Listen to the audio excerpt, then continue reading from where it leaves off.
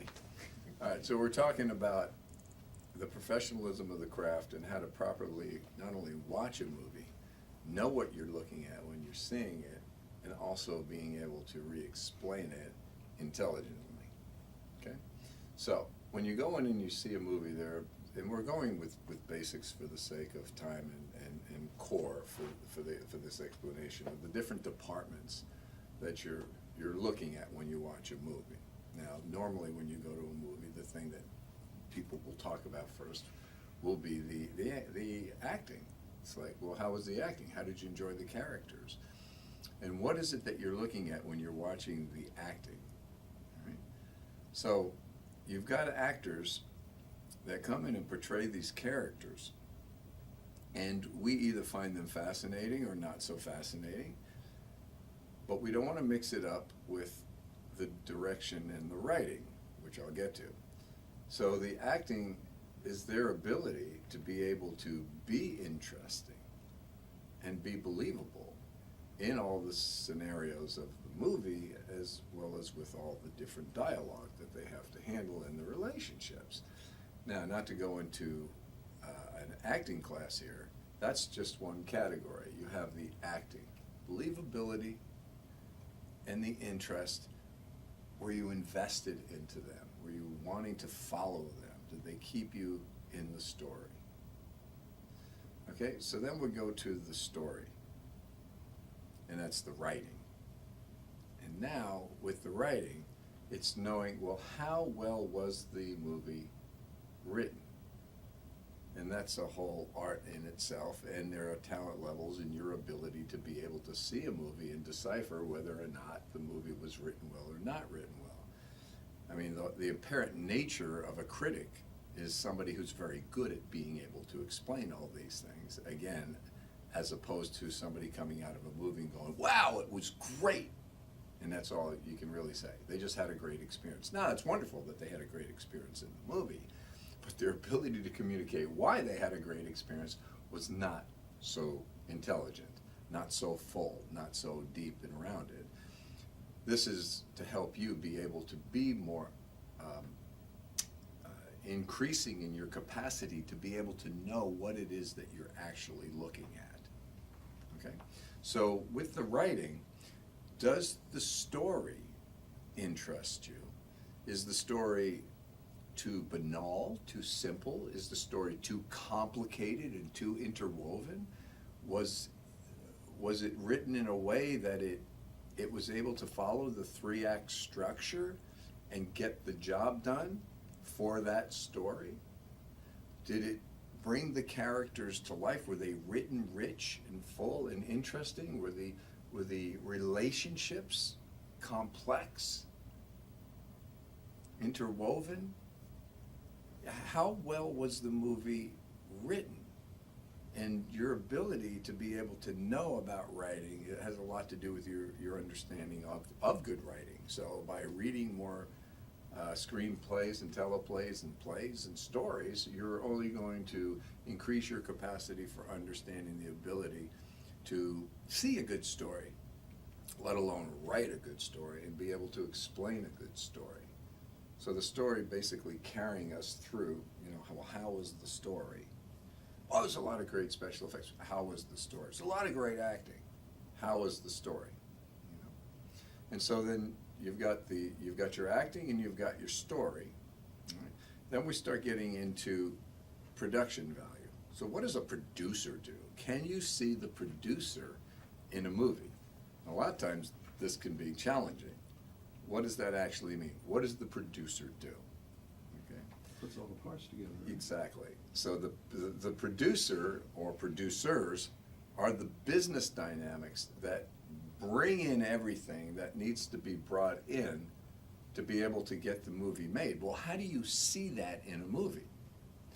Well, you can see it in the sense many times if the movie is not a very good movie and the quality looks bad and there are just kind of weird things. If you've ever gone to a movie and go, what was that? Was that?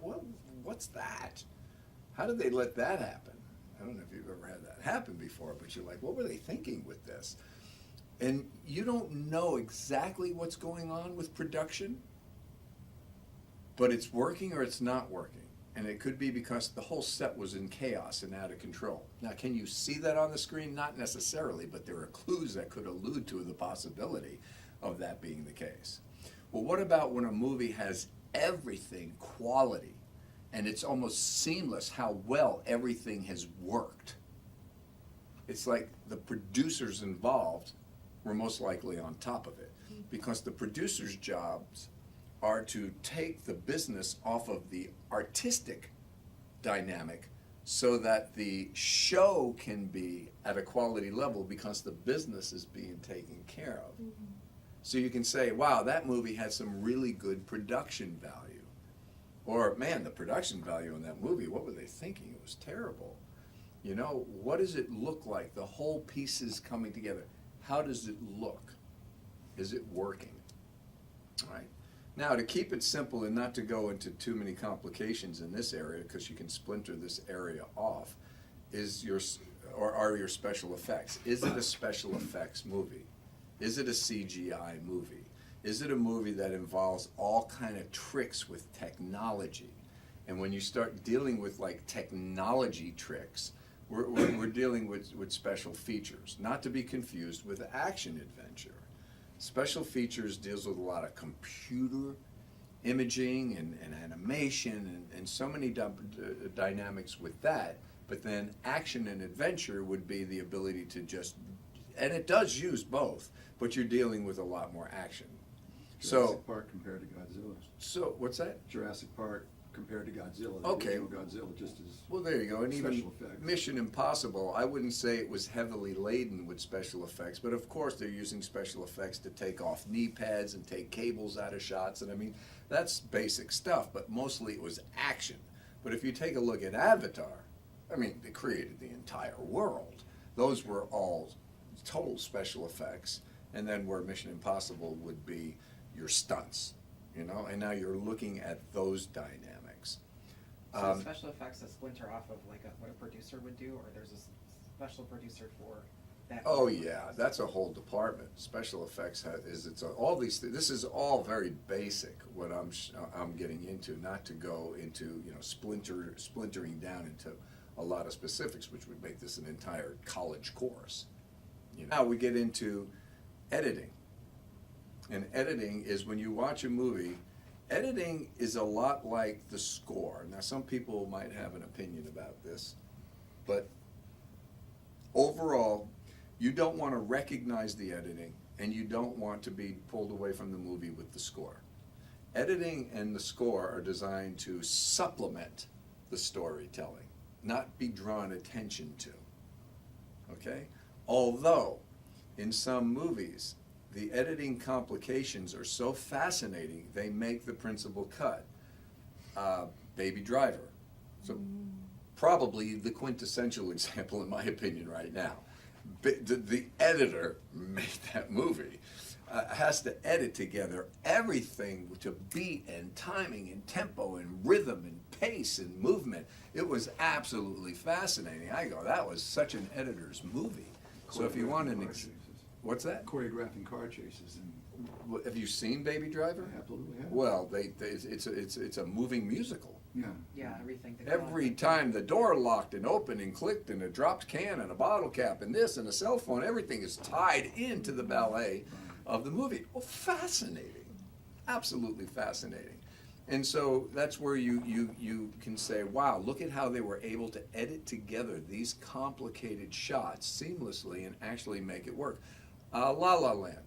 There's another movie, the editing was absolutely fantastic. I mean, there's so many, I'm just picking a few examples. When you look and you go, wow, you can really see the editing in that. So when you say to somebody, well, what kind of movie was it? What was a producer's movie? It was an actor's movie. It was a writer's movie.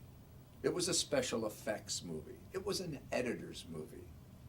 Do you see? Because you're seeing what really is being showcased. So, for example, when the movie Collateral Damage was made with Jamie Foxx and Tom Cruise, the filmmaker wanted to make the third principal character the city of LA. And so when you watch that movie, the city of LA is saturated, it comes to life, it's a principal character in the movie. So now you have another dynamic coming on in the storytelling. Or Jaws. The shark was a principal character in the movie. Or a tornado movie. The weather becomes a principal character in the movie. And you start seeing what's pulling our focus more than anything else. And then you get the score. The score in many cases is not something that really should draw a lot of attention. It should help tell the story. But when it isn't scored properly, the score pulls you out of the movie, or the volume is revved up so much, or just the emphasis on the music is so impactful that it becomes a principal part of the movie in either a positive or a negative way. Now, I'm not saying any names for a lot of reasons, but there's one filmmaker out there right now that I've been noticing in the last movies that they've been doing. I'm like, you're showcasing the score way too much, because movie after movie that I go to by this one filmmaker, it's like, would you quit hitting me in the face with the score? And it's just become very, very obvious for me. And for me, in my opinion, it's too much, because it's like it's pulling me now out of my suspension of disbelief, which is ultimately what the job of everybody in the storytelling business, our jobs are to get our audience to suspend their disbelief. They're not in a room with a curtain and a screen and a projector. They're not sitting in front of their computer or a television set. We get transformed into the world and the relationships of the people and the situations that we're watching. That's ultimately the job. So, and I'm surprised that movies are even finished, let alone complicated things like the latest installment of Mission Impossible. It is so difficult to make a movie and to get all these elements to actually come together and work. You know, you're saying Tom Cruise jumped out of the airplane 100 times. They got to get the angles, and he's got to be looking at the right place while dropping at how many miles an hour. He's got to be looking at the right place. His body has to be in a non-awkward but a very cool looking posture. The cameraman who's dropping and free falling also has to be positioned to be able to get it right. The sun can't be in the wrong place when the lighting comes in. That is ridiculous how complicated it is to pull those kind of shots off. And when you know a genre and you work that genre and you keep honing that genre, well, then you can keep making it more and more complex to the point where it puts the audience in awe. And you're like, how are they doing this?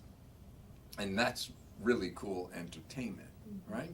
So you've got the score coming in to complement the storytelling, the entire movie.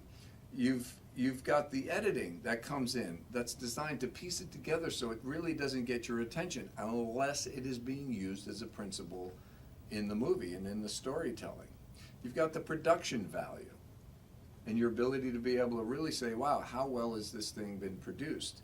You've got the writing, story. Did the story work for me? You've got the acting. Did I enjoy the characters and the people who are playing the characters? And then you have that really interesting category that how do you know whether the movie was directed well or not? And is it a director's movie? And what does that mean? So direction and the director's job is to take all the pieces and all the visions that each individual has and get them to be unified into telling one story. Now think about that on its own. You get in a major feature film with 150 people that are on the project, if not thousands in some cases with certain movies, and the same vision for telling a 2-hour story has to come together with all those people involved. That itself is a bit of a miracle when you think about it. And that's the talent and the ability of a director to be able to communicate their ideas and be able to make all the things happen to get each one of those scenes to work and all the scenes to be able to come together to be able to tell the full story. So like, for example, when you're seeing a certain scene and an actor is doing something like, wow, how did they come up with that? Some clever little thing that just added to the way. So instead of sitting down in the chair properly, the actor's doing the scene like this. Okay, so I'll come back down because I'm sure that was a weird shot. So, okay, was that the actor's choice? Or was that the director's choice? Where the director said, I'm looking at the scene and I'm going, okay, it's good, but it's just not really popping. You know, get on the back of deliver the line from the back of your chair. And it's like, whoa, we find something. Well, now that's direction. And when you're watching a movie, you start developing your ability to be able to look into the work to go, that was wonderful. The direction of that movie was wonderful. Or if a story is taken and told in a very unique and specific way, you go, well, that's the direction. Well, how do you know that's not the writer? Maybe it was written that way. And that's where you're developing your ability to be able to separate these departments so that when you do go to a movie and you're watching the film, you're able to kind of see, wow, how well produced is this movie? How well directed is this movie? And not just walk away from the movie to say, wow, it was really great, I really enjoyed it, the acting was terrific, or I really liked the writing. All right, that's pretty cool, but why and how come? So I'll just comment on the latest installment of Mission Impossible. It's the last movie that I saw it on IMAX, and I just went in to have a good time because that's what you do at a Mission Impossible movie, especially if you're a dude into that kind of stuff. And, you know, they're Mission Impossible movies. Just go 2 hours, have a great time, have a blast, watch Tom Cruise not kill himself, and call it entertainment. And that's that. And so I go into this movie, and I sit down and I start watching it, and right from the get-go, it got me. It got me on production value, which I knew it would because that franchise produces some really good movies. So production value got me right away. Then I see the acting and the casting that they made decisions on, because I didn't really want to find out anything about the movie before going in. And I go, oh, interesting. Let's just put Superman in the movie. And now you got Cavill in the movie working opposite Tom Cruise. And now I start going into the psychological dynamic. Here you got a leader of a franchise, and you got another leader of a franchise, good-looking, powerful Hollywood heavies, alpha dogs, coming together and now playing the way that they played. Fascinating. Wow, the acting is really amazing. Look at the lines that they're getting to tell the story. The writing, oh my gosh, the writing is getting me right out of the gates. Look how they're pulling all this thing together. The direction in this movie, it's becoming seamless, and it's growing, and the storytelling is just becoming fascinating. Wasn't really paying attention to the score because I come out of every Mission Impossible movie going dun dun dun dun dun dun dun dun dun dun doo-doo-doo, you know, and that's all it is, so I was not pulled out by the score. The editing, it was beyond mind-blowing because how do you take all those moving parts and get them to seamlessly work together without a glitch or a hitch is fascinating. Of course, the special effects, which the special effects didn't take over. They were real. You got Tom Cruise doing these stunts. And so the cameras are right in there. So the action was absolutely fantastic on top of that. So so I'm watching the movie going, well, I'm checking this box, I'm checking this box, I'm checking this box, I'm checking this. I'm just going. And then at that point, for me, because for some people it's easy to suspension disbelief. Oh, we're going to the movies. Great. Give me my popcorn. Okay, I just want to go.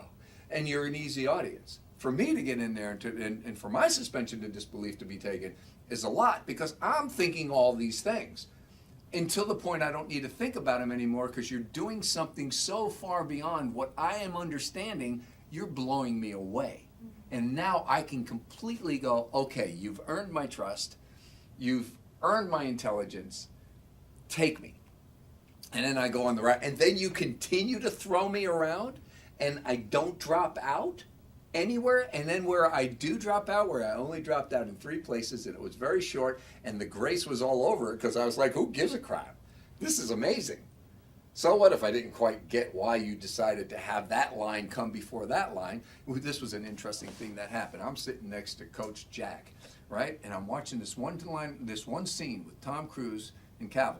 And they're in there, and they're going, and I'm listening to them rip this dialogue, and I'm going, that's fascinating. And then Cavill delivers the final line, but then another line was delivered, and I went, no, that should have been reversed. And I go to share it with Jack. I go to Jack, Jack goes, no, that should have been and we both had the same writing note it was just so cool that Jack and I were on the complete same page that the line of dialogue should have just been switched. Simple little thing, probably nobody even paid attention to it, but being writers, you know, no, that was a mess.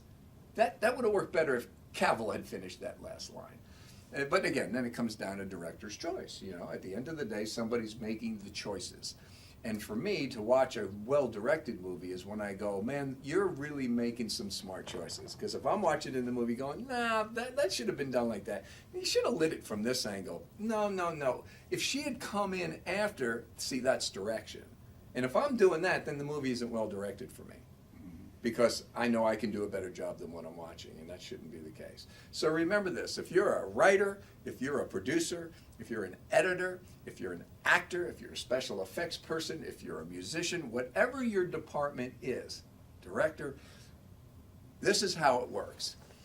If the audience is receiving this, and this is their intelligence and their capacity level, and you're delivering this, the project isn't any good. Because you're not doing anything for us. If you're delivering this and the audience is getting this, you're getting the job done. You're entertaining people.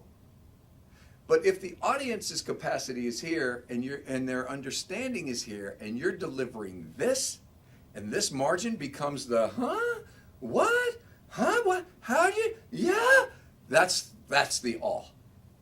That's when you go, wow, this is really, really brilliant stuff, because you're doing more than I understand that you're doing, especially if you're skilled and schooled in these areas, because you know, you take somebody that doesn't know anything about movies, they just, wow, that was really a cool experience, and you're getting that. But I'm not talking to those people. I'm talking to industry professionals. So whoever it is that's looking at this, whatever department you're in, whatever dynamic it is for you, that's the way you want to start viewing things when you're looking at them, unless, and here's the caveat, you just want to go to the movies and have fun.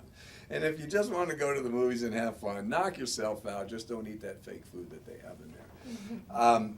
But if you're really looking at movies as education and research, which is what I have been able to write off on my income taxes my entire life working as an industry professional, I get to write off movies. I get to write off my cable bill. I get to write off this type of entertainment because it's research and development.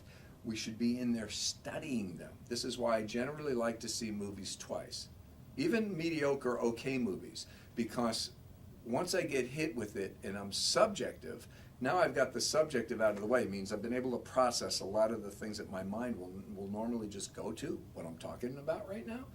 Then I can go back in and start seeing other things that are going on. And many times, almost always, I will enjoy the movie so much more the second time, either because I got a lot of the junk out of the way the first time, or I'm able to even see more things because I now have an even greater capacity to be able to take in more of the movie and go, oh wow, look at that subtlety, I didn't notice that, check that out. What are you, or something like a Mission Impossible where you're like being inundated with information. I have to go see it another time just because there's just so much more meat on the bone to chew. Why not?